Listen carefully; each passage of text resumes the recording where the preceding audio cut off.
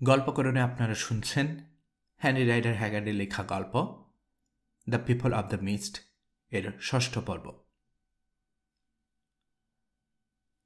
সে রাতের উত্তপ্ত বাদানুবাদের পর বেশ কয়েকদিন তিক্ততা বিরাজ করল লিওনার্দ আর জোয়ানার মধ্যে। তবে দুর্গম পথে চলতে গিয়ে একে অন্যকে এড়াতে পারল না ওরা। মেলামেশা করতে করতে কয়েকদিন পর সম্পর্ক কিছুটা স্বাভাবিক হয়ে এলো। এ কথা ঠিক, পরস্পরের প্রতি দুজনের যথেষ্ট অভিযোগ আছে। আবার পুরো ব্যাপারটাই নিজেদের ভূমিকা নিয়েও কম লজ্জিত নয় ওরা। লিওনার্দ অনুতপ্ত, সুয়ার সঙ্গে অমন একটা চুক্তি করায়। আবার নিজের আচরণেও অসঙ্গতি টের পেয়েছে জোয়ানা। ওর অহমিকায় আঘাত লেগেছে লিওনার্দের কথাবার্তায়। কিন্তু এটাও ভাবতে হবে, বেচারা একজন ভাগ্যান্বেষী। যদি একটা কাজের বিনিময়ে পারিশ্রমিক চেয়ে বসে, সেটা দোষের কিছু নয়। নিশ্চয়ই প্রার্থনার বইয়ে লেখা মহিলাটির সঙ্গে এর কোনো সম্পর্ক আছে। ভেতরে ভেতরে কৌতূহলে মরে যাচ্ছে জোয়ানা। কে এই জ্যান বিচ? লিওনার্দের সঙ্গে তার কি সম্পর্ক? অটারের সঙ্গে মোটামুটি খাতির হয়েছে ওর। তাকে ডেকে একদিন জিজ্ঞেস করল, কিন্তু বামন তেমন কিছু বলতে পারল না। আন্দাজে একটা কথা বলল, সেটা ভয় ধরানোর মতোই। মেয়েটি সম্ভবত তার বাসের স্ত্রী। সমুদ্রের ওপারে একটা বিশাল ক্রাল মানে প্রাসাদে থাকে। প্রাসাদের কথা শুনে আগ্রহ আরও বেড়ে গেল জোয়ানার। ওয়াটারকে লিওনার্দের ব্যাপারে প্রশ্ন করতেই ফুলিয়ে ফাঁপিয়ে বিরাট এক গল্প ফেঁদে বসল সে। টানা 2 ঘন্টা ধরে শোনাল। তার বাস হলো দুনিয়ার সবচেয়ে ধনী মানুষ, লাখ লাখ প্রজা আছে তার, কয়েক হাজার ঘোড়া আর গরু আছে, হাজার হাজার বিঘা ফসলি জমি আছে, থাকতেন বিশাল এক মহলে। কিন্তু দুষ্ট লোকের ষড়যন্ত্রে সব হারিয়ে এসেছেন এই কালোদের দেশে। বারম্বার বুঝতে অসুবিধা হলো না জোয়ানার। সঙ্গে এটাও বুঝল, লিওনার্দ অট্রামের পেছনে কোনো দুঃখজনক ইতিহাস লুকিয়ে আছে। কি সেটা, তা শুধু ওই বলতে পারে। সঠিক ঘটনা জানা না গেলেও এক ধরনের সহানুভূতি সৃষ্টি হলো ওর মনে। ঠিক করল, সময় সুযোগ পেলে লিওনার্দকে জিজ্ঞেস করতে হবে সব। দীর্ঘযাত্রার শেষ দিনটিতে অবশেষে সুযোগ পেল জোয়ানা। কঠিন সময় পার করতে হয়েছে ওদেরকে। পোহাতে হয়েছে নানান রকম বিপদ আপদ আর রোগ শোক ক্লান্তির অভিশাপ। সেসব বর্ণনা এখানে না দিলেও চলবে। যাই হোক, যাত্রা প্রায় শেষ হয়ে এলো ওদের। পরদিন মাভূমের খামারে পৌঁছবে বলে আশা করল ওরা। তবে ওখানে মিস্টার রডকে পাওয়া যাবে কি না, সেটা আরেক প্রশ্ন। নদী ধরে এতদিন এগিয়েছে ওরা দস্যুদের নৌকাগুলো নিয়ে। যেদিনটার কথা বলা হচ্ছে, সেদিন ভাগ্যক্রমে একই নৌকায় চড়েছে লিওনার্দ আর জোয়ানা। যাত্রী হিসেবে খামারের কালো শ্রমিকরা ছাড়া ওদের অন্যান্য সঙ্গী সাথীদের কেউই নেই। সাধারণত আলাদা নৌকায় ভ্রমণ করে ওরা। ইচ্ছাকৃতভাবেই নিজেকে জোয়ানার কাছ থেকে আলাদা রাখে লিওনার্দ। অটারসহ সামনের নৌকায় থাকে। দূর থেকে দেখে পেছনের নৌকায় ঘনিষ্ঠ ভঙ্গিতে বসে থাকা জোয়ানা আর পাদ্রি ফ্রান্সিসকোকে। ঈর্ষায় বুক জ্বলে, কিন্তু করার কিছুই নেই। পাদ্রির সঙ্গে এই ঘনিষ্ঠতা অবশ্য জোয়ানা ইচ্ছে করেই জমিয়েছে। লিওনার্দের চোখে প্রমাণ করতে চেয়েছে ওকে এড়িয়ে ভুল করেছে ইংরেজ যুবক। মুঠেই আত্মগম্ভীর নয় ও। নিজের গরিমাকে চাপা দিয়ে সহজভাবে অন্যের সঙ্গে মিশতে জানে, হোক সে একজন নবপরিচিত পুরুষ। ব্যক্তিত্বের এই সংঘাত দেখাতে গিয়ে কি ভয়ানক এক খেলায় জড়িয়ে পড়েছে, সেটা বুঝতেও পারে না। হোক ধর্মযাজক, তারপরও ফ্রান্সিসকো একজন পুরুষ, বয়সও খুব বেশি নয়। দিনে দিনে জোয়ানার প্রতি আকর্ষণ বাড়ছে তার। লিওনার্দো তাকে শত্রু ভাবতে শুরু করেছে। এর ফলাফলটা যে ভয়াবহ হতে পারে, সেটা ওর মাথাতেই আসেনি। যাই হোক, সেদিন নিয়মটার ব্যতিক্রম ঘটল। সকালে ক্যাম্প গুটিয়ে যাত্রা শুরু করার পর একই নৌকায় উঠল দুজনে, বসল পাশাপাশি। খুব একটা কথা হলো না সারাদিন, নিজেদের মতো থাকলো ওরা। ধীরে ধীরে সন্ধ্যা ঘনালো, উসখুস করতে শুরু করলো জোয়ানা। নীরবতা ঐশ্বর্য লাগছে ওর কাছে, কিন্তু নিজ থেকে কথা বলবারও ইচ্ছে হচ্ছে না, তাতে দুর্বলতা প্রকাশ পাবে। শেষে হঠাৎ গলা ছেড়ে গান গাইতে শুরু করল ও। পর্তুগিজ ভাষায় একটা বিরহের গান। পংক্তিগুলো হৃদয় ছুঁয়ে যায়। গান শেষ হতেই প্রতিক্রিয়া দেখার জন্য লিওনার্দের দিকে তাকালো। বলল, বিরক্ত হচ্ছেন না তো? হাসল লিওনার্দ। মোটেই না মিস রড। গান শুনে কেউ বিরক্ত হতে পারে? আপনার গলাও খুব সুন্দর, বোঝা যায় নিয়মিত রেওয়াজ করেন। তবে গান শেখার সুযোগ পেলেন কোথায়, এটা বুঝতে পারছি না। আফ্রিকায় বড় হয়েছে বলে আমাকে অসভ্য ভাবছেন বুঝি? অনুযোগের সুরে বলল জোয়ানা। আমার বাবা শিক্ষিত মানুষ, শিল্পমনা। তাছাড়া নদীর ধারে বাস করায় দেশি বিদেশি অনেক সওদাগরের সঙ্গে দেখা হয়।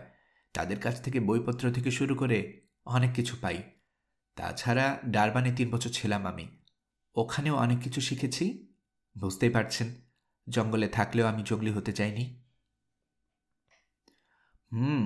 এবার বুঝলাম রহস্যটা, কিন্তু এমন জঙ্গলি জায়গায় থাকতে ভালো লাগে আপনার? গত কিছুদিনের অভিজ্ঞতা বাদ দিলে কখনোই খারাপ লাগেনি। আসলে জীবনটাকে অন্য চোখে দেখি আমি। মনে করি মানুষের জন্মই হয়েছে অন্য মানুষকে বোঝার জন্য। আফ্রিকার জীবনটাকে আমি একটা অমূল্য সুযোগ বলে মনে করি। আমাদের চেনা জানা মানুষগুলোর বাইরে সম্পূর্ণ অন্য মানুষেরা কিভাবে থাকে, কিভাবে জীবনযাপন করে, সেসব দেখার সৌভাগ্য হয়েছে আমার। ইচ্ছে আছে একবার ইউরোপে গিয়ে তথাকথিত সভ্য জগৎটাকে দেখব। তখন নিশ্চয় জীবনের ভালো মন্দ দিকগুলো ঠিক ঠিক চিনতে শুরু করব, তাই না? অবশ্য যাওয়াটাওয়া নিয়ে আপাতত মাথা ঘামাচ্ছি না। ভাবছি বাবাকে নিয়ে। তাকে খুঁজে বের করতে হবে আগে। এক মুহূর্তের জন্য দুশ্চিন্তার একটা কালো ছায়া পড়ল জোয়ানার চেহারায়। তারপর আবার নিজেকে সামলে নিল ও। জিজ্ঞেস করল, আচ্ছা, ওখানকার জীবন সম্পর্কে আপনার কি ভাবনা? আমার? তিক্ত একটা হাসি ফুটল লিওনার্দের ঠোঁটে।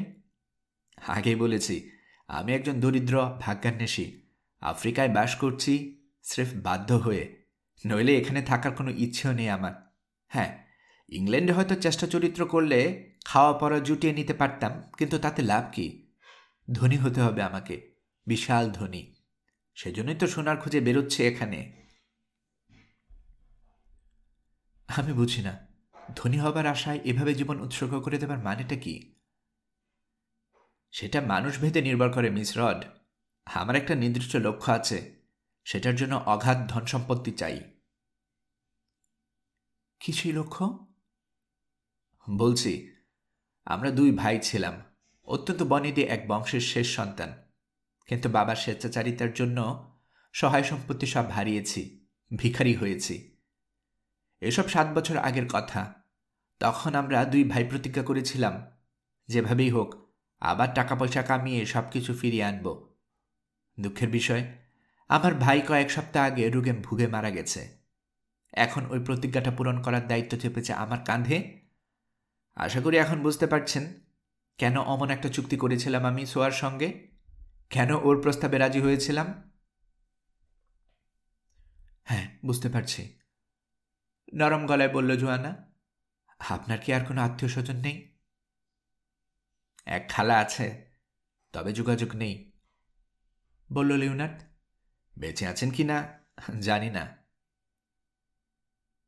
ওর নাম কি বীচ? Gen beech? সুযোগ পেয়ে প্রশ্নটা করে ফেলল জোয়ানা। কিছু মনে করবেন না, আপনার প্রার্থনার বইটাতে ওর নাম দেখেছি। না, জেন বীচ আমার খালা নয়। ইতস্তত করে জিজ্ঞেস করেই ফেলল জোয়ানা। তাহলে কে ও? ভ্রু কোঁচকাল লিওনার্দ। প্রশ্নটা শুভন নয়। তাহলে কেন করছে জোয়ানা? ও কি নিশ্চিত হতে চাইছে লিওনার্দ ওর প্রেমে পড়েছে কিনা? স্বীকার করলে অপমান করার জন্য? না, এত সহজে হার মানা যায় না। ওকে দেখিয়ে দিতে হবে দুনিয়ায় এমন মেয়ে আছে যে লিওনার্দকে জোয়ানার মতো ছোট চোখে দেখে না। কাজটা বোকামি, কিন্তু পছন্দের মানুষটির হাতে অপদস্থ হতে স্বাভাবিক বিচার বুদ্ধি বজায় রাখা সহজ নয়। জেন বিচ হচ্ছে সেই মেয়ে যার সঙ্গে আমার বিয়ে হবার কথা ছিল, বলল লিওনার্দ। আমি তাই ধারণা করেছিলাম। জোয়ানার চেহারার ফ্যাকাশে হয়ে গেল। ভাগ্যিস আলো কমে গেছে, নইলে লিওনার্দ ব্যাপারটা দেখে ফেলত। আপনি ওই বইটা সারাক্ষণ সঙ্গে রাখেন তো? তার পিছনে অন্য কারণও তো থাকতে পারে, একটু খোঁচা মারার সুরে বলল লিওনার্দ। ওটাতে একটা দলিল আছে না? বিদ্রুপতা এড়িয়ে গেল জোয়ানা। বলল, ও কি এখন আপনার বাগদত্তা? না, আমাদের সহায় সম্পত্তি নিলাম হয়ে যাবার পর ওর বাবা সম্বন্ধটা ভেঙে দেন।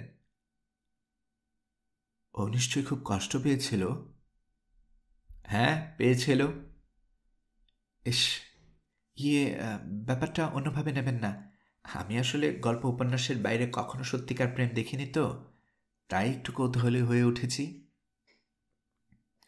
না না, ঠিক আছে, আমি কিছু মনে করিনি। ও কি আপনাকে এখনো চিঠি লিখে? না, ইংল্যান্ড থেকে চলে আসার পর আর আমাদের যোগাযোগ হয়নি। হয়তো লিখেছে, আপনি সেটা পাননি। আমার তা মনে হয় না। বাবাকেও ভীষণ ভয় পায়। ভদ্রলোক যদি মানা করে থাকেন তাহলে চিঠি দেবার কথা নয় ওর। দেখতে কেমন ছিল ও? খুব সুন্দরী? ওর মতো সুন্দরী আমি আর কাউকে দেখিনি, বলল লিওনার্ড। মনে মনে যোগ করল, আমার পাশে বসা মেয়েটি ছাড়া। খুব ভালোবাসেন ওকে? হ্যাঁ, আমি ওকে খুবই ভালোবাসতাম। কথাটার ছোট্ট পার্থক্যটা ধরতে পারল না জোয়ানা। পারলে অনেক কিছুই পরিষ্কার হয়ে যেত ওর কাছে। ভালোবাসি আর ভালোবাসতাম, ব্যাকরণের হিসেবে ব্যবধানটা খুব বড় নয়, কিন্তু বাস্তবে দুটির মধ্যে আকাশ পাতাল ফারাক। আর সেই ফারাকটাই ধরতে না পারায় ভুল বুঝল জোয়ানা। ও ধরে নিল সাত সমুদ্রের ওপারে বাস করা জ্যান বিচের জন্য লিওনার্ডের বুকে ভালোবাসার স্রোত বইছে, ওখানে ওর কোনো স্থান নেই। বুকটা হাহাকার করে উঠল জোয়ানার। আচমকা উপলব্ধি করল এই দুঃসাহসী যুবকটিকে ভালোবাসে ও। ভালোবাসতে শুরু করেছে প্রথম দেখার পর মুহূর্ত থেকে। লিওনার্ডের ভেতরে দুষ্ত্রুতি যাই থাক, তাতে এ ভালোবাসা কমেনি একটুও। হৃদয়ের প্রবল টানাটানির কারণে সেদিন দুর্ব্যবহার করে বসেছিল ও। নিজের অজান্তে যাকে ভালোবেসেছে সেই মানুষটি টাকার লোভে ওকে উদ্ধার করে এনেছে ভেবেই কষ্ট পেয়েছিল। বিয়ের ওই প্রহসনটা যে কোনো নারীর জন্য অবমাননাকর। প্রকাশ্যে ব্যাপারটা বিরোধিতা করেছে ও, কিন্তু এখন বুঝতে পারছে পেয়েও কি অমূল্য ধন হারিয়েছে। চোখে পানি জমল ওর। বয়স কম বেচারির, হৃদয় ঘটিত ব্যাপার স্যাপারে কোনো অভিজ্ঞতা নেই, জানে না ভালোবাসা জয় করে নেওয়া যায়, তাই হতাশা গ্রাস করল ওকে। কয়েক মুহূর্ত চুপ করে থেকে নিজেকে সামলালো জোয়ানা, তারপর বলল, আমাকে সব খুলে বলার জন্য অসংখ্য ধন্যবাদ মিস্টার অলট্রাম। অন্তরের অন্তঃস্থল থেকে প্রার্থনা করছি সোয়ার গুপ্তধনের গল্প যেন সত্যি হয় আর আপনি ওটা হাতে পান, সেজন্য আমি সব রকম সাহায্য করব। আপনি আমাকে ঋণী করে রেখেছেন, আশা করি সেই ঋণের বোঝা হালকা করতে পারব। না বুঝে অনেক দুর্ব্যবহার করেছি আমি, দয়া করে নিজ গুণে ক্ষমা করে দেবেন। কথা বলতে বলতে হাতের আংটিটা খুলতে শুরু করল ও, কিন্তু থেমে গেল মাঝপথে। না, ওটা ফেরত দেবে না। কেন দেবে? একে তো উপহার এটা, তার উপর লিওনার্ডের একমাত্র স্মারক। বুকে আগলে রাখবে ও আংটিটা সারা জীবন। জোয়ানার ভাবভঙ্গির পরিবর্তন টের পেল লিওনার্ড। প্রেম ভালোবাসার ব্যাপারে অজ্ঞ নয় সে। বুঝতে পারল সঙ্গিনীর হৃদয়ের তোলপাড়। আশার আলো উকে দিল মনের গভীরে। তবে কি মেয়েটি ওকে ভালোবাসে? নিশ্চিত হবার উপায় একটাই, ওকে বলে দিতে হবে জ্যান বিচ এখন স্রেফ একটা স্মৃতি, তার সঙ্গে আর কোনো সম্পর্ক নেই লিওনার্ডের। জোয়ানা, নরম গলায় ডাকল লিওনার্ড। জোয়ানাকে এই প্রথম নাম ধরে ডাকল ও। উজ্জ্বল চোখে ওর দিকে তাকালো জোয়ানা, কিন্তু লিওনার্ড পরের কথাগুলো আর বলবার সুযোগ পেল না। ইতিমধ্যে কুয়াশা নেমেছে, গোধূলির ম্লান আলো ভেদ করতে পারছে না ঘন চাদরটাকে, তাই বক্তাকে দেখা গেল না। পেছন থেকে শুধু অশরীরীর মতো ভেসে এলো ফ্রান্সিসকোর কণ্ঠ। দ্বিতীয় নৌকাটা থেকে গলা চড়িয়ে কথা বলছে সে। সেনিয়রা রড, পিটার বলছে ক্যাম্পিংয়ের জায়গাটা আমরা পেরিয়ে এসেছি, ওটা নাকি আপনি চেনেন, তাহলে থামলেন না কেন? কুয়াশায় দেখতে পাইনি ফাদার, জবাব দিল জোয়ানা। ঘোড়ার নৌকা, ওখানে ফিরে চলুন। কয়েক মিনিট পরেই নদীর তীরে ভিড়ানো হলো জলযানগুলো। যাত্রীরা নেমে পড়ে ব্যস্ত হয়ে গেল রাতের মতো ক্যাম্প করতে। ঘনিষ্ঠ মুহূর্তটাকে আচমকা ছেদ পড়ে যাওয়ায় নতুন করে আর কথা বলতে পারল না নীলনাদ। জেনের বিষয়ে সত্যটা চাপাই রয়ে গেল ওর মনে। জোয়ানাও নিজেকে শীতল এবং পাথরের মতো এক খোলসের মধ্যে গুটিয়ে নিল।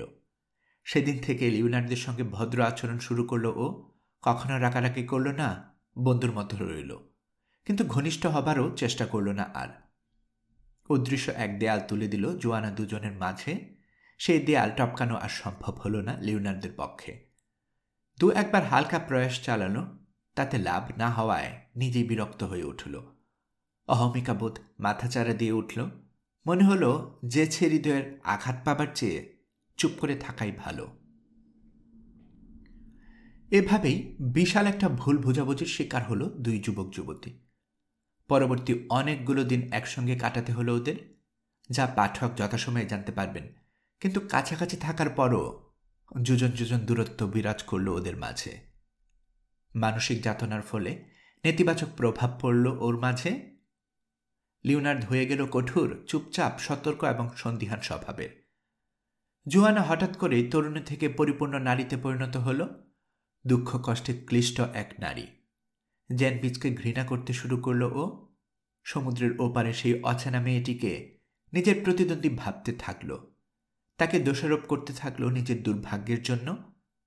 হাসতে ভুলে গেল। কদাচিৎ যদিও হাসে, সেটায় কোনো প্রাণ থাকে না। অব্যক্ত প্রেম তাড়া করে ফিরতে শুরু করল লিওনার্দ অস্ট্রাম আর জোয়ানা রডকে, অশুভ এক ছায়ার মতো।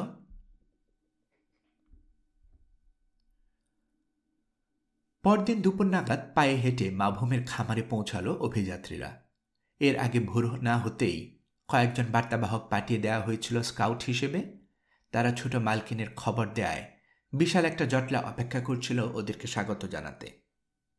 জোয়ানা খামারে পৌঁছেতেই আবেগ ঘন একটা দৃশ্যের অবতারণা ঘটল।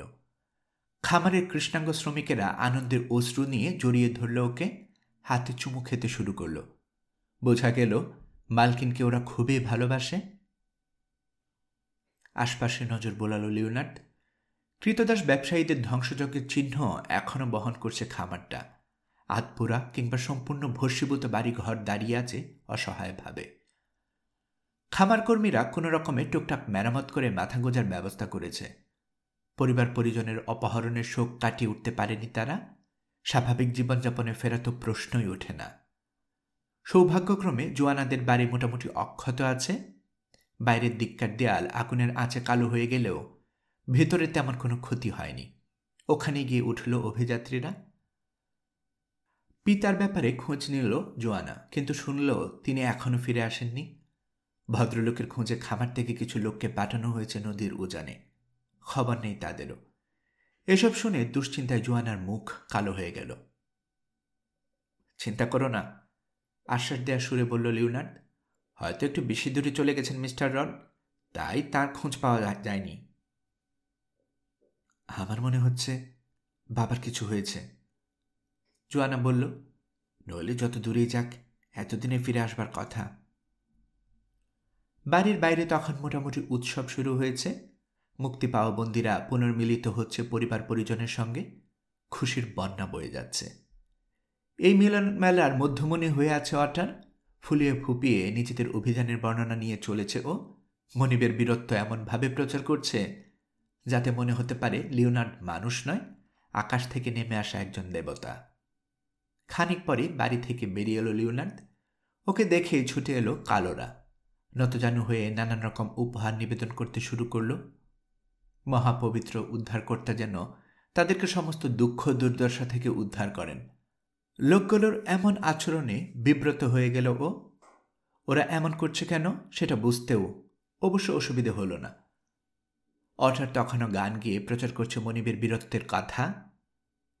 বামনের টুটি চেপে ধরল লিওনার্দ, বলল ওর চাপাবাজি বন্ধ করতে, নইলে ঘাড় মটকে দেবে। বাধ্য হয়ে চুপ করল অটার। কালোরাও সুরসুর করে সরে গেল লিওনার্দের সামনে থেকে। তবে ইতিমধ্যে পবিত্র উদ্ধারকর্তা হিসেবে ওদের মনে ঠাঁই পেয়ে গেছে ও। সেদিন সন্ধ্যায় খাওয়া দাওয়া সারার পর জোয়ানার বাড়িতে বসেছিল অভিযাত্রীরা। আলোচনা করছিল মিস্টার রডকে নিয়ে। তার সঙ্গে কিভাবে যোগাযোগ করা যায় তা ভেবে বের করার চেষ্টা করছিল। হঠাৎ বাইরে হট্টগোল শোনা গেল। কয়েক মুহূর্ত পরে দরজা ঠেলে ভেতরে ঢুকল পিটার। উত্তেজিত গলায় বলল, মাবুম ফিরেছেন? লাফ দিয়ে উঠে দাঁড়ালো সবাই, ছুটে বেরিয়ে এলো বাড়ি থেকে। সবার সামনে জোয়ানা, বাইরে পা রেখেই থমকে দাঁড়ালো ওরা। পথশ্রমে ক্লান্ত 6 জন কালো মানুষ ধরাধরি করে নিয়ে আসছে একটা হাতে বানানো স্ট্রেচার। এরাই গিয়েছিল মিস্টার রডের খোঁজে। স্ট্রেচারে কম্বলে জড়ানো একটা শীর্ণকায় মানুষ শুয়ে আছে নিথর হয়ে। ঈশ্বর! হাত দিয়ে মুখ ঢাকল জোয়ানা। বাবা মারা গেছে? এক মুহূর্তের জন্য কথাটা সত্যি ভাবল লিওনার্দ, কিন্তু তারপরে নড়ে উঠলেন মানুষটা। দুর্বল কণ্ঠে কি যেন বললেন স্ট্রেচার বাহককে। সেটা শুনতে পেয়ে সচকিত হয়ে উঠল জোয়ানা। বাবা, বাবা বলে ছুটে গেল। বাড়ির ভিতরে নিয়ে আসা হলো স্ট্রেচারটা, সাবধানে নামানো হলো মেঝেতে। উজ্জ্বল আলোয় তাতে শুয়ে থাকা মানুষটিকে একবার পরিষ্কার দেখতে পেল লিওনার্দ। লম্বা, সুদর্শন, এক প্রবীণ, বয়সে 50-এর ঘরে, চোখে মুখে ফুটে আছে মৃত্যুর ছাপ। জোয়ানা, দুর্বল গলায় বললেন মিস্টার রড, সত্যি তুই নাকি পালাতে পেরেছিস পেরেরার হাত থেকে? আহ, আমি তাহলে শান্তিতে মরতে পারি। না বাবা, তুমি মরবে না, ফুঁপিয়ে উঠল জোয়ানা। মৃত্যু পথযাত্রী ব্যবসায়ীর সঙ্গীদের জিজ্ঞাসাবাদ করল লিওনার্দ। জানতে পারল কি ঘটেছে। হাতির দাঁতের যে চালানের খুঁজে গিয়েছিলেন মিস্টার রড, সেটা শেষ পর্যন্ত কিনতে পারেননি তিনি, দেরি করে ফেলেছিলেন। একটু একরোখা স্বভাবের মানুষ তিনি, খালি হাতে ফিরতে চাননি, তাই নদী আর উজানের চলে গিয়েছিলেন নতুন চালানের খোঁজে। তাতেও শেষ পর্যন্ত ব্যর্থ হন। এর মাঝে একবার জ্বরেও পড়েন তিনি। সব মিলিয়ে ফিরতি যাত্রা শুরু করতে দেরি হয়ে যায় তার। শেষ পর্যন্ত যখন রওনা হন, তখনই মাঝপথে খামার থেকে যাওয়া বার্তাবাহকদের সঙ্গে সাক্ষাৎ হয় ভদ্রলোকের। ওরা তাকে জোয়ানা অপহরণের সংবাদ দেন। ব্যাপারটা জানতে পেরে অত্যন্ত উত্তেজিত হয়ে ওঠেন মিস্টার রড। ওদেরকে নিয়ে রওনা হন মেয়েকে উদ্ধার করতে। ক্রোধে পাগল হয়ে গিয়েছিলেন তিনি। পেরেরাকে খুন করবেন বলে শপথ নিয়েছিলেন। যাত্রাপথে কোনো বিরতি নেননি। রুক্ষ বিপজ্জনক পার্বত্য এলাকা ধরে রাতের আধারেও এগোবার চেষ্টা করেন। সঙ্গীরা তাকে নানাভাবে বারণ করেছেন, কিন্তু তিনি কথা শোনেননি। এর ফলাফল হয়েছে ভয়াবহ। দ্বিতীয় রাতে দুর্ঘটনা শিকার হন ভদ্রলোক। সরু একটা পাহাড়ি কার্নিশ ধরে এগোতে গিয়ে অন্ধকারে পা হরকান, পড়ে যান গিরিখাতের ভেতর। শেষ পর্যন্ত যখন তাকে উদ্ধার করা হয়, তখন পা আর পাঁজরের অন্তত 4 জায়গায় হাড় ভেঙে গেছে। অভিযানটা আর চালিয়ে যেতে পারেননি মিস্টার রড। কয়েকদিন ওই পাহাড়েই ক্যাম্প করে তাঁর চিকিৎসা করার চেষ্টা করেছে কালোরা। তাতে লাভ না হওয়ায় শেষ পর্যন্ত স্ট্রেচার বানিয়েছে, কষ্টে শিষ্টে ফিরে এসেছে খামারে। মিস্টার রডের আঘাতগুলো পরীক্ষা করল লিওনার্দ। অবস্থা খারাপ। পাঁজরের হাড়, ভাঙ্গা হাড়গুলোর চারপাশে ইতিমধ্যে মাংসপেশি মরে যেতে শুরু করেছে। মৃত্যু এখন সময়ের ব্যাপার মাত্র। রাতটা সেবা যত্নের মধ্যে কাটল। সকালে লিওনার্দকে ডেকে পাঠালেন মিস্টার রড। তার কামরায় ঢুকেও দেখল অসুস্থ পিতার মাথার কোলে রেখে বসে আছে জোয়ানা। পাদ্রি ফ্রান্সিসকো বসে আছে পাশে, নিচু লয়ে বাইবেলের স্তবক আবৃত করছে। স্নায়ুগুলো ইতিমধ্যে অসাড় হয়ে যেতে শুরু করেছে মিস্টার রডের। চেহারায় তাই ব্যথা বেদনার কোনো চিহ্ন নেই। ইশারায় কাছে বসতে বললেন ওকে। মিস্টার অট্রাম, বললেন রড, পেরেরায় আস্তানায় যুদ্ধ আর আমার মেয়েকে উদ্ধারের পুরো কাহিনীটা শুনেছি আমি। দারুণ সাহসের পরিচয় দিয়েছেন আপনি। আমি পাশে থাকতে পারিনি বলে হিংসে হচ্ছে। থাক, এ নিয়ে কিছু বলতে হবে না আপনাকে, লিওনার্দ বলল। আমি নিঃস্বার্থভাবে করিনি কাজটা, এটা প্রতিদানের আশাই করেছি। হ্যাঁ, তাও শুনেছি। খুব একটা দোষও দিতে পারছি না সেজন্য। সোয়া যদি আমাকে আগে কোনোদিন ওই ধনরত্নের গল্প শোনাতো, আমিও যে কোনো ঝুঁকি নিতাম। দীর্ঘশ্বাস ফেললেন মিস্টার রড। তবে আপনার সঙ্গে কুয়াশা মানবদের ধনরত্ন নিয়ে আলাপ করতে চাই না আমি। তার সময় নেই। মৃত্যু আমার দরজায় কড়া নাড়ছে মিস্টার অট্রাম। তার আগে খুব জরুরি একটা ব্যাপারে আলোচনা করে নেওয়া দরকার। আমি একটা সমস্যায় পড়েছি বন্ধু। না, নিজের কথা বলছি না। মৃত্যুটা সবারই নিয়তিতে লেখা থাকে, সেটা এড়াবার কোনো উপায় নেই। আমার সমস্যাটা জোয়ানাকে নিয়ে। একেবারে কপর্দক্ষিণ অবস্থায় ওকে ফেলে যাচ্ছে আমি। খামারের অবস্থা তো দেখেছেনই, সব জ্বালিয়ে পুড়িয়ে দিয়ে গেছে পেরেইরা নামের শয়তানটা। ঘরে কিছু জমানো টাকা পয়সা ছিল, লুট করে নিয়ে গেছে ওগুলো। এখন আমার মেয়ের অবলম্বন বলে কিছুই নেই। সারাটা জীবন সভ্য জগতের বাইরে থাকায় বন্ধু বলেও কেউ নেই ওর।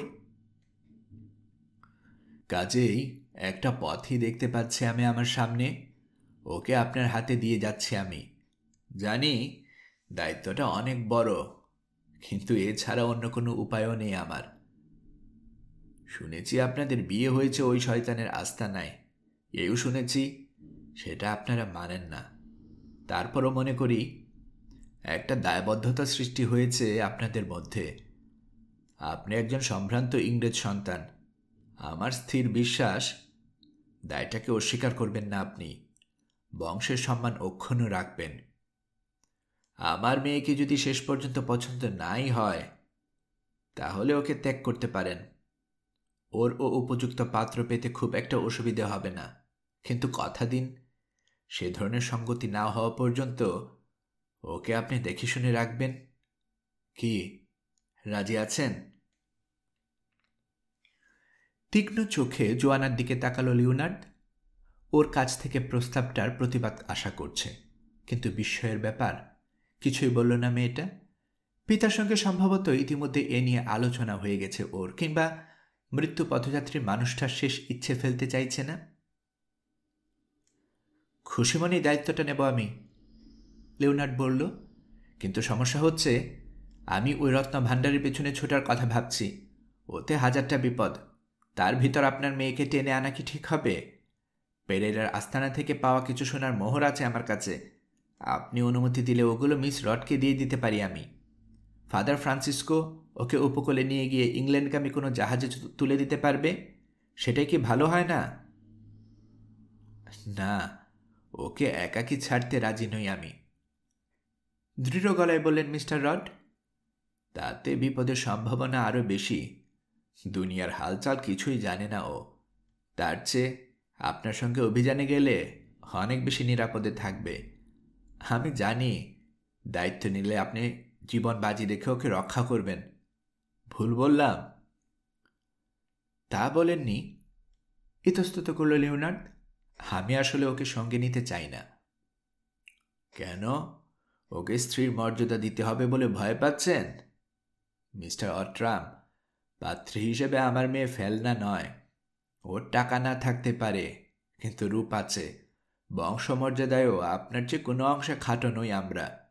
খোঁজ নিলে জানতে পারবেন, লিঙ্কনশায়ারের রড পরিবারকে এক নামে চেনে সবাই। তাছাড়া আমি তো শুনলাম আপনার ওই অভিযানে জোয়ানার অংশগ্রহণ অপরিহার্য। ওকে ছাড়া সফল হতে পারবেন না, সেজন্য চুক্তিও করেছেন সোয়ার সঙ্গে। তাহলে দ্বিধাটা কোথায়? আপনি আমাকে ভুল বলছেন স্যার, লিওনার্দ বলল। আপত্তিটা আমার অন্যখানে। আপনার মেয়ে ভালোর কথা ভেবেই বলছিলাম কথাটা। তারপরও আপনি যখন জোর করছেন, ঠিক আছে, মিস রডের দায়িত্ব নিলাম আমি। জীবন দিয়ে হলে ওকে রক্ষা করব আমি, কোনো বিপদ হতে দেব না। ধন্যবাদ মিস্টার অট্রাম, ধন্যবাদ। শীর্ণ হাত তুলে লিওনার্দের হাত চেপে ধরলেন মিস্টার রড। বুকের উপর থেকে একটা পাথর নেমে গেল আমার। প্রার্থনা করছি জোয়ানা আর আপনার মধ্যকার সম্পর্কটা যেন একটা সঠিক পরিণতি পায়। মৃত্যু পথযাত্রী একজন মানুষের অনুরোধেই যেন ওর দায়িত্ব নেবার পেছনে একমাত্র কারণ না হয়ে থাকে। নিজের উপর করুণা হচ্ছে আমার। যদি দেশ ছাড়ার আগে, জামবেজির পাড়ের এক মদ্য ব্যবসায়ী হবার আগে আপনার দেখা পেতাম, আমার মেয়ের জীবনটা হয়তো অন্যরকম হতো। কথাটা শেষ করেই চোখ মুদলেন ভদ্রলোক, ছেড়ে দিলেন লিওনার্দের হাত। চেহারায় প্রশান্তি ফুটে উঠেছে, ঘুমিয়ে পড়েছেন তিনি। জোয়ানার দিকে তাকালো লিওনার্দ। পাথরের মতো নিশ্চল হয়ে আছে মেয়েটা। বুকের ভেতরে কি তোলপাড় বয়ে যাচ্ছে তা বুঝতে কষ্ট হচ্ছে না। অসহায় চোখে চেয়ে চেয়ে দেখতে হচ্ছে ওর পিতার করুণ মৃত্যু। ওই মানুষটি ছিলেন ওর একমাত্র সহচর, একমাত্র শিক্ষক, বন্ধু, অভিভাবক। এমন একজনের বিদায় কারো পক্ষেই সহজভাবে মেনে নেওয়া সম্ভব নয়। সান্ত্বনা দিতে চাইল লিওনার্দ, কিন্তু ভাষা খুঁজে পেল না। নীরবে ঘর থেকে বেরিয়ে গেল ও। সেদিন সন্ধ্যায় নিঃশব্দে শেষ নিঃশ্বাস ত্যাগ করলেন মিস্টার রড। পরদিন বিকেলে খামারের এক কোণে তাকে সমাহিত করা হলো। পিতার মৃত্যুর খুব একটা কান্নাকাটি করলেন না জোয়ানা, শুধু নির্বাক হয়ে গেল, চেহারা হয়ে গেল প্রাণহীন। পরবর্তী 3 দিনে ওর সঙ্গে একটিবারও কথা হলো না লিওনার্দের। শোকাতুর মেয়েটিকে একা থাকতে দিল ও। অবশেষে 4র্থ দিন জোয়ানা নিজে দেখে পাঠালো ওকে। মিস্টার অট্রাম, বলল ও, কবে নাগাদ আপনি অভিযানটা শুরু করতে চান? কি জানি, কান ঝাঁকালো লিওনার্দ। যাব কিনা সেটাই বুঝতে পারছি না। আপনার দায়িত্ব এখন আমার কাঁধে। এ অবস্থায় বিপজ্জনক কোনো কাজে নামাটা বোধহয় উচিত হবে না। দয়া করে ওভাবে কথা বলবেন না, একটু রাগত স্বরে বলল জোয়ানা। দোটানায় থাকার দরকার নেই। আমি যাব বলে মনস্থির করেছি। আমি না গেলে আপনিও যেতে পারছেন না মিস রড, একটু হেসে বলল লিওনার্দ। ভুল, বলল জোয়ানা। বরং আমি না গেলেই আপনার যাওয়া হবে না। সবার কথা ভুলে গেলেন? শুনুন, ভালো মন্দ যাই হোক, আমাদের দুজনের ভাগ্য একসঙ্গে জড়িয়ে গেছে। আলাদা হবার চেষ্টা করে লাভ নেই। আমার বাবার শেষ ইচ্ছে ছিল অভিযানটাতে আমরা যাই। একটা চুক্তিও করেছেন আপনি, সেটার মর্যাদা রাখবো আমি। তাছাড়া আর কী বা করার আছে আমাদের? দুজনেই আমরা এখন কপট দক্ষিণ, ভাগ্যের ফেরে দুজনেই ভাগ্যান্বেষী। কুয়াশা মানবদের ওই গুপ্তধন পেলে হয়তোবা অবস্থাটার উন্নতি হতে পারে। বেশি চাই না আমি। যদি উদ্ধারকৃত ধনরত্নের 5% আমাকে দান করেন, তাহলে বাকি জীবনটা সচ্ছলভাবে কাটাতে পারবো আমি। আপনার ঘাড়ে আর শোয়ার হয়ে থাকতে হবে না। ঠিক আছে, আমাকে একটু ভাবতে দিন। সেদিন সন্ধ্যায় ফ্রান্সিসকোর সঙ্গে কথা বলল লিওনার্দ। লোকটাকে এখনও অপছন্দ করে ও। তারপরও সে যেন একজন পাদ্রী, ঈশ্বরের একজন প্রতিনিধি, অশান্ত মানুষের জন্য পরামর্শদাতা। সে কথা অস্বীকার করার তো আর উপায় নেই। তাই ইচ্ছা না থাকলেও সঠিক সিদ্ধান্তটি পাবার জন্য পাদ্রীর মুখোমুখি হল ও। সবকিছু শুনে একটু গম্ভীর হয়ে গেল ফ্রান্সিসকো। তারপর বলল, আমার মনে হয় আপনার যাওয়া উচিত। সিনিয়রা রড অত্যন্ত একঘেয়ে মেয়ে। আপনি মানা করলেও কথা শুনবেন না। হয়তো সোয়ারকে নিয়ে একাই বেরিয়ে পড়বেন অভিযানে। আর ওই গুপ্তধন পাবার সম্ভাবনার কথা যদি জানতে চান, তাহলে জবাব দেওয়াটা খুবই মুশকিল। ব্যাপারটা এতই চমৎকার আর এতই অবিশ্বাস্য যে সফল হওয়াটাও ঠিক একই রকম বিস্ময়কর একটা ঘটনা হবে। কে জানে, বিস্ময়ে ভরা এই অভিযানে স্বাভাবিক কিছু তো হয়তো ঘটবে না। কথাটা হিয়ালির মতো হয়ে গেল না? অভিযোগের সুরে বলল লিওনার্দ। এর চেয়ে সহজ করে বলতে পারছি না বলে দুঃখিত, হাসল ফ্রান্সিসকো। তবে এটা ঠিক, অসম্ভবকে সম্ভব করাটার একটা গুণ রয়েছে আপনার মধ্যে। প্যারেরার আস্তানায় সেটা প্রমাণ দেখেছি। কুয়াশা মানবদের গুপ্তধনের ব্যাপারেও তেমনটা ঘটতে পারে না। ভাগ্যের সহায়তা পেয়েছিলাম মিস রডকে উদ্ধার করার সময়, লিওনার্দ বলল। এবারও পাবো বলতে চাইছেন? অবশ্য না পেলেও যাওয়া ছাড়া উপায় নেই আমার। যদ্দূর বুঝতে পারছি, অভিযানটা এড়াবার কোনো পথ রাখিনি ঈশ্বর আমার জন্য। ভালো কথা, আপনি কি করবেন? আমি, যদি অনুমতি দেন, আমি আপনাদের সঙ্গে যেতে চাই। জানি তেমন কোনো যোগ্যতা নেই আমার, কিন্তু কে কখন কি কাজে লেগে যায় সেটা কেউ বলতে পারে না। আর কিছু হোক আর না হোক, ঈশ্বরের বাণী শুনিয়ে আপনাদের সাহস আর প্রেরণা তো জোগাতে পারবো।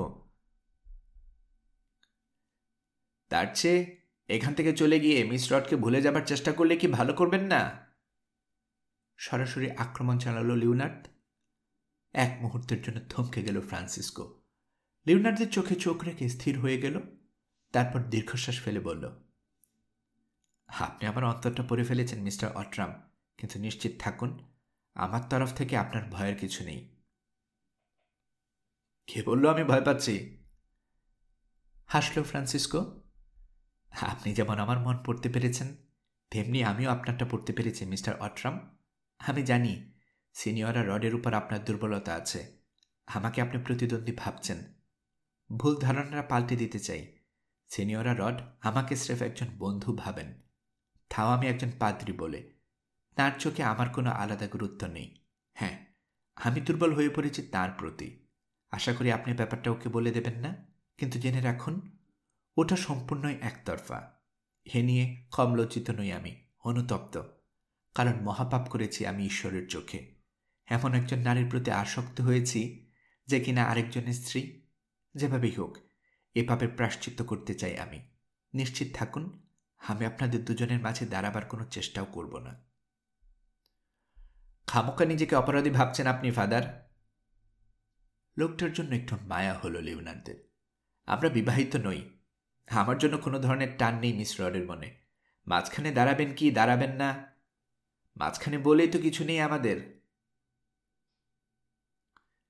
তাহলে আমরা দুজন একই পথের প্রতীক মিস্টার অট্রাম। পার্থক্য এতটুকুই যে ঈশ্বরের চোখে মহাপাপী আমি, আপনি না মানুন, আমি তো মানি যে আপনারা স্বামী স্ত্রী। এ বিশ্বাস টলাবার নয়, তাই প্রায়শ্চিত্ত করতে হবে আমাকে। দূরে গিয়ে করতে পারবো না। সিনিয়রা রডের কাছে থেকেই তার প্রতি দুর্বলতা কাটিয়ে উঠতে হবে আমাকে। আপনাদের দুজনের মিলন ঘটাতে হবে। কঠিন এক পরীক্ষা দিতে হবে সর্বশক্তিমানের কাছে। তার জন্য যদি জীবনও চলে যায়, আমার কিছু করার নেই। ফ্রান্সিসকোর কথায় আন্তরিকতা স্পর্শ টের পেল লিওনার্দ। হঠাৎ করে লোকটার উপর থেকে সমস্ত বিদ্বেষ দূর হয়ে গেল ওর। পাত্রীর কাঁধে হাত রেখে বলল, আমাকে ক্ষমা করবেন ফাদার, আমি আপনাকে ভুল বুঝেছিলাম। ঠিক আছে, যেতে পারেন আপনি আমাদের সঙ্গে। ভাগ্যে কি আছে জানি না, অন্তত দুজনের কাঁধে কাঁধ মিলিয়ে তো মিস রডকে রক্ষা করতে পারব। কি বলেন? ধন্যবাদ, মৃদু গলায় বলল ফ্রান্সিসকো, তারপর উঠে চলে গেল। নিজের ভাবনায় বিভোর হয়ে পড়ল লিওনার্দ। সন্দেহ নেই অদ্ভুত একটা ঘটনাচক্রে জড়িয়ে গেছে ও। আফ্রিকার বিরূপ পরিবেশে অভিযান চালাতে গেলে যেসব বিপদ মোকাবেলা করতে হয় তা তো আছেই। এর সঙ্গে যুক্ত হয়েছে সম্পূর্ণ অন্যরকম একটা ঝামেলা। অন্তত সভ্য জগতের বাইরে হৃদয় ঘটিত কোনো ব্যাপার থাকতে পারে, এটা কখনো কল্পনা করতে পারেনি ও। ত্রিভুজ প্রেমের একটা উপাখ্যান রচিত হবার মতো পরিস্থিতি। তিক্ত একটা হাসি ফুটল ওর ঠোঁটে। নিয়তি আবার ওর জীবনে নিয়ে এসেছে প্রেম, অথচ এবারও সে প্রেমে সফল পরিণতি হবার সম্ভাবনা নেই। কিন্তু তারুণ্যের সেই ভুল আবার করতে চায় না লিওনার্দ। ভালোবেসে কষ্ট পেতে চায় না। মনে মনে ঠিক করল ও আর নিজেকে প্রেমের ফাঁদে জড়াবে না।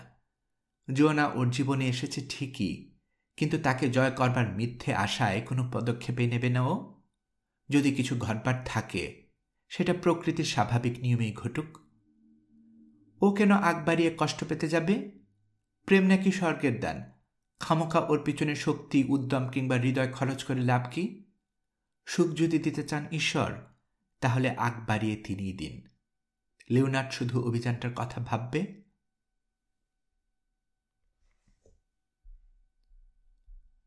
3 মাস পর সন্ধ্যা নামতেই একটা সরু নদীর ধারে ক্যাম্প করল অভিযাত্রীরা। বিশাল নির্জন এক প্রান্তরের মাছ দিয়ে বয়ে গেছে ওটা। আশপাশে প্রাণের কোনো চিহ্ন নেই। দলটা ছোট, শ্বেতাঙ্গ মাত্র 3 জন, লিওনার্দ, জোয়ানা আর পাদ্রি ফ্রান্সিসকো। এছাড়া আছে অটার এবং সোয়া। সেই সঙ্গে কুলি হিসেবে পিটারের নেতৃত্বে খামারের 15 জন কৃষ্ণাঙ্গ শ্রমিক। গত 12 সপ্তাহ ধরে উত্তর পশ্চিমমুখী একটা ট্রেইল ধরে প্রায় বিরতিহীনভাবে এগিয়ে চলেছে ওরা। সোয়ার নির্দেশনা অনুসারে প্রথম 10 দিন জাম্বিজির মূল ধারা ধরে উজানে গেছে ওর নৌকায় চেপে ওরা। তারপর মাভুয়ে নামক একটা শাখা নদীতে ঢুকেছে। ওটা অনুসরণ করেছে 3 সপ্তাহ। তারপর মাং আনচা নামের পার্বত্য এলাকায় পৌঁছেছে। ওখানে নদী অত্যন্ত খরস্রোতা।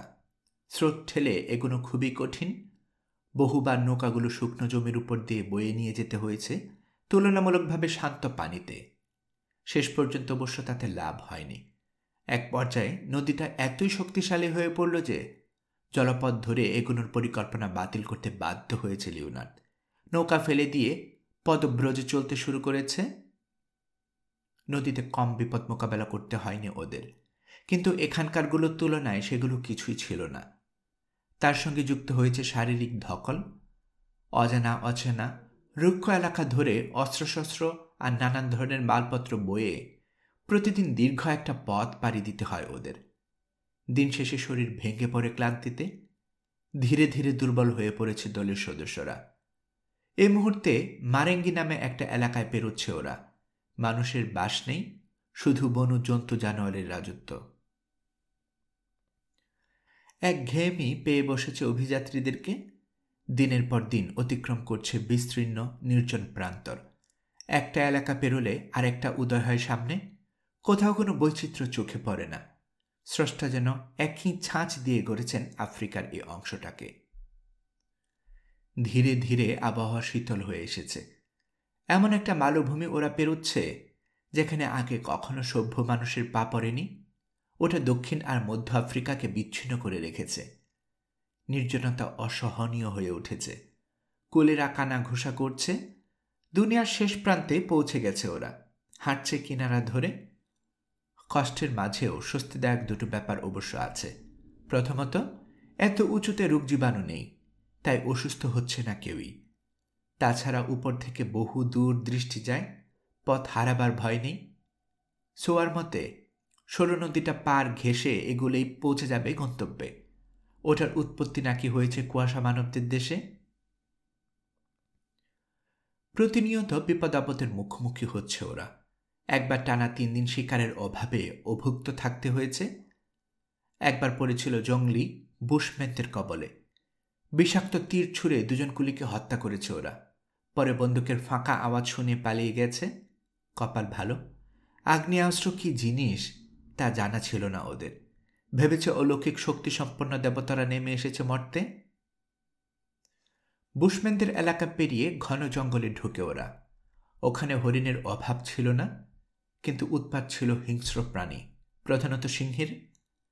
রাত জেগে পালা করে পাহারা দিতে হয়েছে ওদের অনেক দিন। জঙ্গলটা ভেদ করে বেরিয়ে আসার পর একবারে রুক্ষ এবং পাথুরে একটা এলাকায় পৌঁছে ওরা।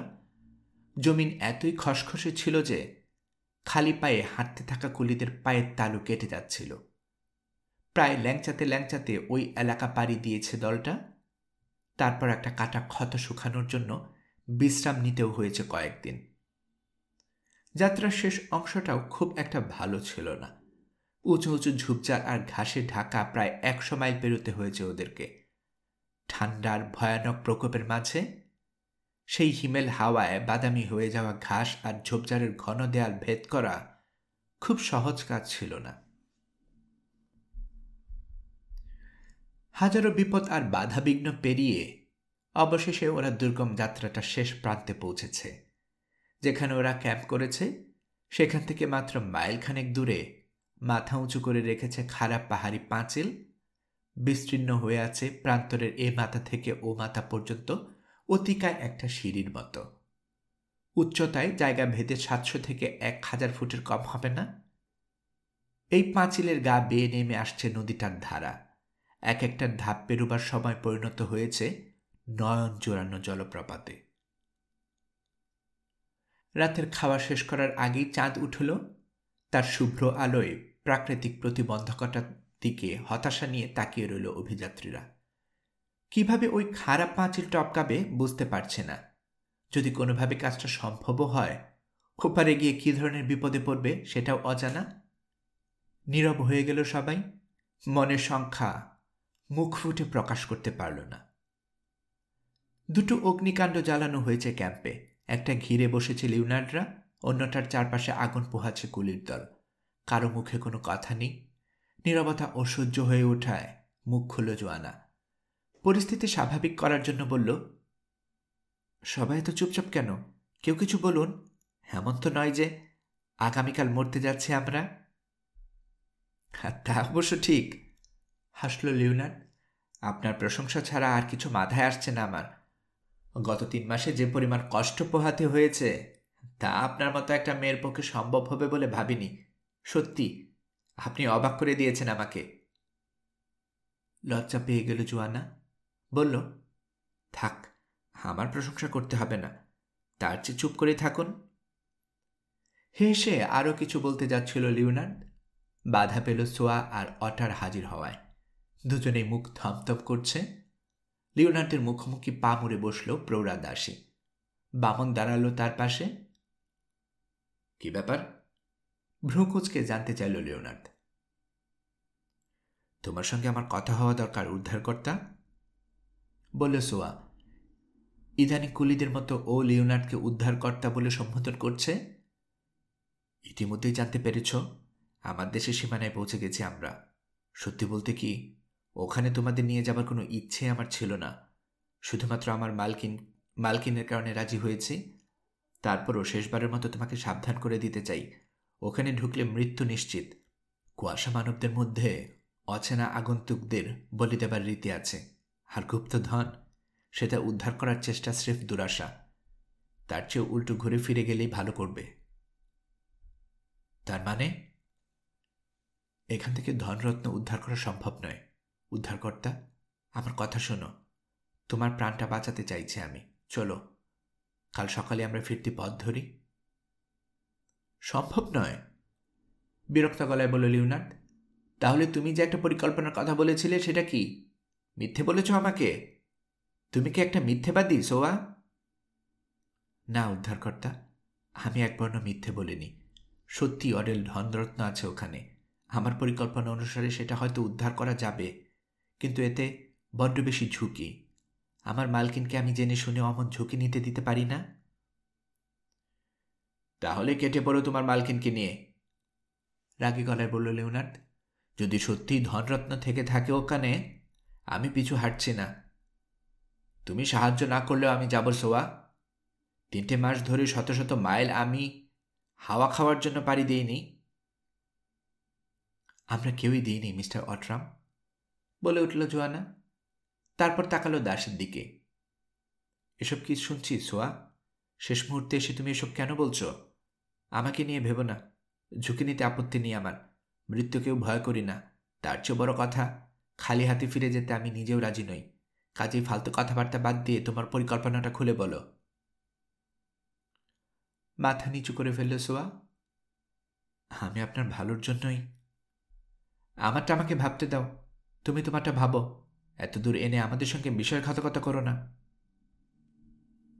আমি বিশ্বাসঘাতক নই ছোট মালকিন, প্রতিবাদ করল সোয়া। বেশ, আপনার ইচ্ছে আমার ইচ্ছে, খুলে বলছি সব। কুয়াশা মানবদের একটা কঠিন নিয়ম আছে, মানে 40 বছর আগে আমি যখন পালিয়ে যাই তখনও ছিল। নতুন কোনো মানুষ তাদের দেশে পা রাখলেই তাকে দেবতার উদ্দেশ্যে বলি দেওয়া হয়। গ্রীষ্মকাল হলে আকার উদ্দেশ্যে, আর শীতকাল হলে জালের উদ্দেশ্যে। নিয়মটা নিষ্ঠুর, কিন্তু ওটা অক্ষরে অক্ষরে পালন করে ওরা। বাইরের লোকজন ওদের রাজ্য থেকে দূরে রাখার জন্যই এই রীতি। তবে একটা কিংবদন্তি প্রচলিত রয়েছে কুয়াশা মানবদের মধ্যে, ভবিষ্যৎবাণীও বলতে পারেন। ওতে বলা হয়েছে, মানুষের রূপ নিয়ে প্রজাদের মাঝে আবার ফিরে আসবেন আকা আর জাল। আকার রূপ হবে আপনার মতো ছোট মালকিন, আর জাল দেখতে হবে ঠিক উদ্ধারকর্তার ওই বামন চাকরটার মতো। ওকে দেখে প্রথম রাতে সে কারণেই ভয় পেয়ে গিয়েছিলাম আমি। ভেবেছিলাম জাল বুঝি ফিরে এসেছে পৃথিবীতে। যাই হোক, আমাদের বিশ্বাস বলে আকা আর জাল ফিরে এসে কুয়াশা মানবদের রাজ্যকে হটিয়ে দেবেন। পুরোহিতরা পরিণত হবেন তাদের দাসে। পুরো রাজ্যের শাসনভার গ্রহণ করবেন তারা। শান্তি আর সমৃদ্ধির বন্যা বইয়ে দেবেন। ছোট মালকিন, কুয়াশা মানবদের ভাষা জানেন আপনি। ছোটবেলায় আমি শিখিয়েছি। প্রধান পুরোহিতের মেয়ে হিসেবে পুনর্জাগরণের পবিত্র গানটা জানা ছিল আমার। আপনাকে সেটাও শিখিয়েছি। ওই গান গেয়েই আকা উদয় হবেন বলে বিশ্বাস করি আমরা। আমার পরিকল্পনাটা আশা করি বুঝতে পারছেন। আপনাদের দুজনকে আকার জাল সেজে ঢুকতে হবে কুয়াশা মানবদের দেশে। শুধুমাত্র তাহলেই নরবলির হাত থেকে বাঁচা সম্ভব হবে। ওদেরকে ভুল বুঝিয়ে নিয়ে আসা যাবে ধনরত্নগুলো। এখন আপনাদের যদি আপত্তি না থাকে তাহলে আসুন। বামনটা তো কিছুই জানে না। আপনারও কিছুই আচার ব্যবহার শেখা দরকার, যাতে ওদের সামনে গিয়ে অপ্রস্তুত হয়ে না পড়েন। সবকিছু শিখিয়ে পড়িয়ে দেব আমি। পরিকল্পনাটা শুনে হাঁ হয়ে গেল লিওনার্দ। অটারের ভ্রু কুঁচকে গেছে। বলে কি বুড়ি, নকল দেবদেবী নিয়ে ঢুকতে চাইছে ভয়ঙ্কর ওই এলাকায়। ধরা পড়লে কি ভয়াবহ পরিণতি হবে তা ঠিক বুঝতে পারছে না। অটারেরও পছন্দ হচ্ছে না এমন আত্মঘাতী পরিকল্পনা। পুরো একটা জাতিকে ধোঁকা দিতে বিবেকে বাঁধছে ওর। শ্রোতাদের মুখের দিকে তাকিয়ে মনের ভাব আন্দাজ করতে পারছে সোয়া। বলল, বুঝতে পারছি পরিকল্পনাটা আপনাদের পছন্দ হয়নি। আমি তো বলেছি এতে ঝুঁকি আছে, কিন্তু দুঃখের সঙ্গে এও জানাচ্ছি ওখানে ঢোকা কিংবা গুপ্তধন উদ্ধার করতে চাইলে আর কোনো পথ নেই। এখন আপনারাই ভেবে দেখুন কি করবেন। একটা কথা, পরিকল্পনাটা কিন্তু একেবারে মন্দ নয়। যদি ঠিক ঠিক অভিনয় করতে পারেন ছোট মালকিন আর ওই বামন, তাহলে বিপদের আশঙ্কা নেই বললেই চলে। কথাটা অবশ্য খুব একটা ভুল নয়, তা স্বীকার করতে বাধ্য হল লিওনার্ড। পৃথিবীর ইতিহাসে ভণ্ড দেবদেবীর অভাব নেই, তাদের খুব কম সংখ্যকই ধরা পড়েছে। ধর্মবিশ্বাস এমন এক জিনিস যা নিয়ে মানুষ খুব একটা প্রশ্ন তুলবার সাহস করে না।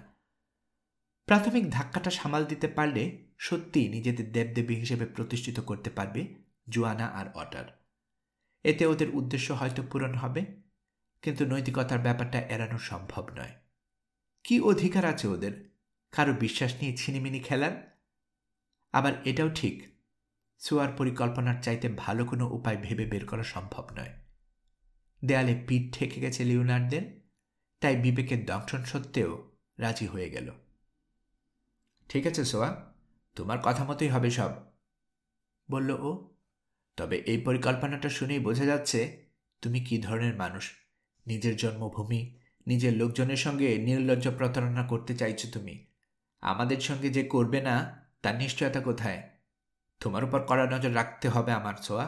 জেনে রাখো, যদি বিশ্বাসঘাতকতা করো তাহলে তোমার মৃত্যু নিশ্চিত। আমার ভাগ্যে যাই ঘটুক না কেন, তোমাকে আমি ছাড়ব না। হুমকি দেওয়া বন্ধ করো উদ্ধারকর্তা, শান্ত গলায় বলল সোয়া। আমি তোমাদের সঙ্গে বিশ্বাসঘাতকতা করব না, কারণ তাতে আমার মালকিনেরই ক্ষতি হবে। মরে গেলেও তার গায়ে ফুলের টোকা পড়তে দেব না আমি। তাছাড়া হুমকি দিয়ে লাভ কি? ভেবেছ আমি ভয় পাব? খোয়াশা মানবদের দেশে ঢোকার পর থেকে তোমাদের প্রাণ আমার হাতের মুঠোয় বন্দি থাকবে। যে কোনো মুহূর্তে আমি তোমাদের গোমর ফাঁস করে দিতে পারি, ভয়ানক বিপদ ডেকে আনতে পারি তোমাদের উপর। নিশ্চিত থাকো, অমন কিছু ঘটলে আমাকে খুন করার চাইতে আত্মহত্যা করে মুক্তি পাবার জন্য উতালা হয়ে পড়বে তোমরা। কাজেই আমাকে ভয় দেখিও না। অগ্নিদৃষ্টি হানল লিওনার্ড, কিন্তু তাতে পাত্তা দিল না প্রৌঢ়া দাসী। উঠে দাঁড়িয়ে ইশারা করল জোয়ানা আর অটারকে। ওদেরকে নিয়ে সরে গেল অগ্নিকুণ্ডের কাছ থেকে। ফ্রান্সিসকোর দিকে ফিরল লিওনার্ড। আমি সাহসী মানুষ ফাদার, তারপরও ডাইনিটার কথাবার্তা শুনে ভয় করছে। জোয়ানা না থাকলে প্রথম সুযোগেই আমাদেরকে ধরিয়ে দিত। আমার তো মনে হয় শেষ পর্যন্ত যদি মালকিনকে অক্ষত রেখে আমাদের খতম করা যায়, সেটাই করবে ডাইনিটা। হ্যাঁ মিস্টার অট্রাম, আমারও ওকে সুবিধার মানুষ বলে মনে হচ্ছে না। ফ্রান্সিসকোরও একই মত। ডাইনি বলতে পারেন অশুভের পূজারী। কাল রাতে ওকে প্রার্থনা করতে দেখেছি আমি, বড়ই ভয়ানক প্রার্থনা। অমন জিনিস আর কোনোদিন দেখার ইচ্ছে নেই। আমাদেরকে ঘৃণা করে ও। সিনিয়ররা রডের সঙ্গে আমাদের ঘনিষ্ঠতা হয়েছে বলে ঈর্ষায় জ্বলছে বুড়িটা। মেয়েটার ভালোবাসা আর কারোর সঙ্গে ভাগাভাগি করতে চায় না ও। ভালোবাসার প্রমাণ অবশ্য আমরা পেয়েছি। সোয়া না থাকলে মিস রডকে এখন কোনো কৃতদাস ব্যবসায়ীর হারেমে বাদী হয়ে থাকতে হতো। তা ঠিক, আমার ধারণা বুড়িটার ভিতর এ ধরনের টান আছে বলেই তাকে মেয়ের দায়িত্ব দিয়েছিলেন সিনিয়র রড। বুদ্ধিমানের মতো একটা কাজ করেছিলেন তিনি। তবে ঈর্ষাকাতর মহিলাটার হাতে নিজেদের প্রাণ সঁপে দিয়ে আমরা কতটা বুদ্ধির পরিচয় দিচ্ছি সেটাই প্রশ্ন। কিন্তু ফিরে যেতেও পারবো না আমি, দীর্ঘশ্বাস ফেলল লিওনার্ড। আপনাদের কথা জানি না, তবে খালি হাতে ফেরার চেয়ে মরে যাওয়াই ভালো আমার। হাতে টাকা পয়সা কিছুই নেই। পেরেরার আস্তানা থেকে যে মোহরগুলো এনেছিলাম সেগুলো কুলিদের পেছনে খরচ হয়ে গেছে। মোটা টাকা না পেলে ওরা কেউ আসতো না। এখন যদি ফিরে যাই তাহলে পথের পাশে থালা নিয়ে বসে ভিক্ষা করতে হবে। অমন দিন আসার আগে মরণ ভালো না। জীবনের প্রতি আমি বিতৃষ্ণ হয়ে পড়েছি ফাদার। এভাবে আর চলতে পারে না। কুয়াশা মানবদের দেশে গিয়ে একটা এসপার ওসপার করে ফেলতে চাই। হয় ধন দৌলত নিয়ে বিজয়ের বেশে ফিরব, নয়তো জীবন দিয়ে দেব। আপনার দৃষ্টিভঙ্গি আমি বুঝতে পারছি, বলল ফ্রান্সিসকো। আমারও একই মত। মানুষের বাঁচা মারা তো ঈশ্বরের হাতে। এখান থেকে ফিরে গেলেই যে আমরা বাঁচব এমন কোনো নিশ্চয়তা আছে? ভয়ঙ্কর একটা পথ পাড়ি দিয়ে এত দূরে এসেছি আমরা। ফিরবার সময় কত কিছুই তো ঘটে যেতে পারে। তার চেয়ে ভবিষ্যৎকে ভাগ্যের হাতে ছেড়ে দেওয়াটাই বুদ্ধিমানের কাজ। ধৈর্য আর সাহস নিয়ে কাজ করলে তার ফল দেন ঈশ্বর, এটাই আমাদের ভরসা। যাই হোক, এ নিয়ে আপাতত কিছু বলে লাভ নেই। বেশ রাত হয়েছে, চলুন শুয়ে পড়ি। পরদিন সকালে হইচই এর আওয়াজে ঘুম ভাঙল লিওনার্ডদের। তাঁবু থেকে বেরিয়ে দেখল নদী থেকে পানি আনতে গিয়ে স্থানীয় দুজন আদিবাসীকে পাকড়াও করেছে কুলিরা। তাদেরকে নিয়ে এসেছে ক্যাম্পে। মুচড়া মুচড়ি করছে লোক দুটো, মুক্ত হতে চাইছে, কিন্তু কুইল ঘুষি দিয়ে তাদেরকে দমিয়ে রাখছে কুলিরা। তাড়াতাড়ি গিয়ে নাক গলালো লিওনার্ড। নিরীহ দুজন মানুষকে মারধর করার কোনো মানে হয় না। ওদেরকে ছাড়িয়ে নিজেদের তাঁবুর সামনে নিয়ে এলো, খেতে দিল তাজা মাংস। আতিথেয়তা পেয়ে শান্ত হয়ে গেল লোক দুটো। ওদের সঙ্গে কথা বলতে চাইল লিওনার্ড। সমস্যা দেখা দিল ভাষা নিয়ে। শেষে কুলিদের একজন এগিয়ে এলো। লোকগুলোর ভাষা ভাঙ্গা ভাঙ্গাভাবে বলতে পারে সে। তাকে দুবাসী বানিয়ে জিজ্ঞাসাবাদ শুরু করল লিওনার্ড। আদিবাসীদের কাছে জানতে চাইল পাহাড় শ্রেণীর ওপারের দেশটা সম্পর্কে কি জানে। আদিবাসীরা জানালো ওখানে কখনো যায়নি ওরা। ওটা একটা নিষিদ্ধ এলাকা। জায়গাটা অত্যন্ত ঠান্ডা, কুয়াশাচ্ছন্ন থাকে বছরের 12 মাসেই। কুয়াশাও এতই ঘন যে মাঝে মাঝে 2 হাত দূরের জিনিসও দেখা যায় না। লম্বা লম্বা চুল দাড়িওয়ালা বিশাল দেহে একদল মানুষ থাকে ওখানে। অচেনা মানুষ দেখলেই ওসব এক কুমিরের সামনে ফেলে দেয় ওরা। সুন্দরী মেয়েদের বিয়ে দেয় নিজেদের দেবতার কাছে। ওখান থেকে খুব কম লোকে প্রাণ নিয়ে ফিরতে পেরেছে। ওই জায়গাটাকে শয়তানের জায়গা বলে বিশ্বাস করে ওরা, ডাকে মৃত্যুপুরী বলে। ওখানকার আদিবাসীরা শয়তানের পূজারী, তাই এড়িয়ে চলে ওরা কুয়াশা মানবদের দেশকে। আর কিছু বলতে পারল না 2 আদিবাসী, তাই ওদেরকে ছেড়ে দেবার নির্দেশ দিল লিওনার্ড। তারপর কুলিদের বলল ক্যাম্প গুটিয়ে রওনা হবার প্রস্তুতি নিতে। কিন্তু ঝামেলা যা হবার তা তো তক্ষণে হয়ে গেছে। দুভাষী লোকটা সঙ্গী সাথীদের জানিয়ে দিয়ে গেছে 2 আদিবাসীর ভাষ্য। শয়তানের দেশ আর মৃত্যুপুরীর কথা শুনে আতঙ্কিত হয়ে পড়েছে কুসংস্কারচ্ছন্ন কালোরা। ফলে ক্যাম্প না গুটিয়ে নিজেরা আলোচনায় বসে গেল। তারপর দল পাকিয়ে লিওনার্ডদের কাছে এলো আর্জি পেশ করতে। কি হয়েছে পিটার? সর্দারের কাছে জানতে চাইল লিওনার্ড। আমরা আর না একবার সিদ্ধান্ত নিয়েছি উদ্ধারকর্তা, বলল পিটার। পাহাড়ের ওপারে শয়তানের বাস, ওখানে গেলে আর প্রাণে বাঁচবে না কেউ। আমরা ফিরে যেতে চাই। তাতে কি কম বিপদ? আসার পথে কত ঝামেলা হয়েছে, তা কি ভুলে গেছ? এবার আমাকে সঙ্গে পাবে না, কারণ আমি কিছুতেই পিছু হটতে রাজি নই। নিজেদের চেষ্টায় সব মোকাবেলা করতে পারবে? শেষ পর্যন্ত কজন জ্যান্ত থাকবে বলে মনে করো তোমরা? ঝুঁকিটা জানি আমরা উদ্ধারকর্তা, কিন্তু শয়তানের দেশে শয়তানের উদ্দেশ্যে বলি হবার চেয়ে বাড়ি ফেরবার চেষ্টায় প্রাণ দেয়া ভালো। তাহলে তো আর কিছু বলার নেই আমার। বিদায় পিটার। মাথা ঝাঁকিয়ে উল্টো ঘুরল কুলিরা, আর তক্ষণই চেঁচিয়ে উঠল জোয়ানা। তাঁবু থেকে বেরিয়ে লোকগুলোর কথাবার্তা শুনছিল ও। থামো পিটার। একযুগে কুলিরা ফিরল তাদের মালকিনের দিকে। এসব কি শুনছি আমি? এগিয়ে এসে সরুষে বলল জোয়ানা। কাকে ফেলে যাচ্ছ তোমরা এই বিপদের মুখে? সেই মানুষটাকে যে কিনা নিজের জীবন তুচ্ছ করে তোমাদেরকে উদ্ধার করেছিল হলদ শয়তানের আস্তানা থেকে, মুক্তি দিয়েছিল দাসত্বের অভিশাপ থেকে। তারপরেও তো কৃতজ্ঞতার বশে এই অভিযানে আসনি তোমরা। একগাদা সোনার মোহর নিয়েছ ওই সহজ সরল মানুষটার কাছ থেকে, অথচ বিপদের আশঙ্কা দেখিয়ে লেজ গুটিয়ে পালাচ্ছ। ধিক তোমাদের পিটার। তোমাদের বন্ধু আমি ভাবতাম। আমার বাবা সন্তানের মতো স্নেহ করতেন তোমাদের। এ কথা ভাবতেও ঘেন্না হচ্ছে। যেতে চাও যাও, কিন্তু আমি বলে দিচ্ছি তোমাদের বেশিরভাগই আর প্রিয়জনের চেহারা দেখতে পাবে না।